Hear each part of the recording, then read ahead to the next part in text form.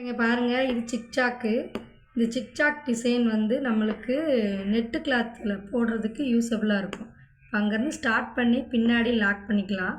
Lock பண்ணிவிட்டு கொஞ்சம் பொறுமையாக எடுங்க. என்ன பின்னாடி இந்த மாதிரி இழுத்துட்டு ஒரு இன்ச்சுக்கு நம்ம இழுத்துட்டாலே நம்மளுக்கு வந்து பின்னாடி அதை லாக் பண்ணால் தான் ஸ்டிஃபாக நிற்கும். ஒரு குட்டி செயினை தான் நம்ம லாக்குன்னு சொல்கிறோம். என்ன இதே மாதிரி இந்த முக்கிலையும் நம்ம வச்சுட்டு பின்னாடி அதே மாதிரி நம்ம லாக் பண்ணிக்கலாம்.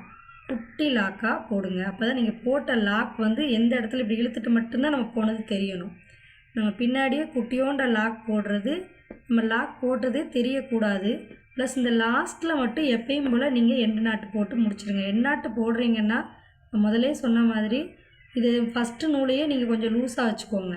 லூஸாக வச்சுட்டு அதை எடுக்கும்போது உங்களுக்கு அதை இழுத்து போடும்போது உங்களுக்கு கொஞ்சம் ஈஸியாக இருக்கும்.